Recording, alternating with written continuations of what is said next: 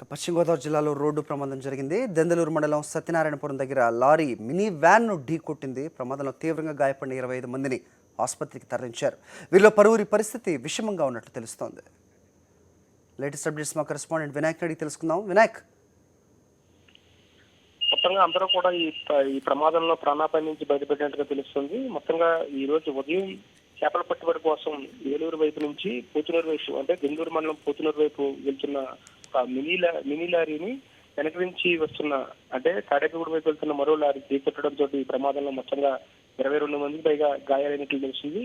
శ్రీపర్రు, పినుమోకలంక, నందిగామ ప్రాంతాల నుంచి ఈ ప్రాంతంలో చేపల పెట్టుబడి కోసం, అంటే చేపలు పట్టుకోవడం కోసం వీరందరినీ కూడా చేపల చెరువుల నిర్మాణాలు కూలీలుగా నియమించి తీసుకొచ్చినట్టు తెలుస్తుంది. ఈ నేపథ్యంలోనే శ్రీపర్ నుంచి 16 మందిని, అదేవిధంగా పినుమోకలంక నుంచి 10 మందిని, నందిగామ ప్రాంతం నుంచి 7 కూడా, మొత్తంగా 33 మంది కూలీలను కూడా ఈ ప్రాంతానికి తీసుకురావడం జరిగింది.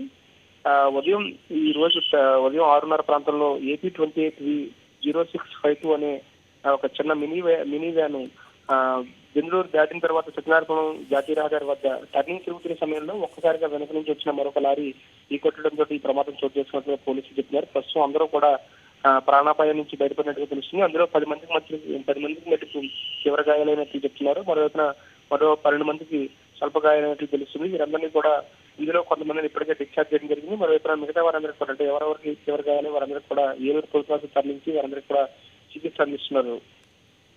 ఓకే వినాయక్.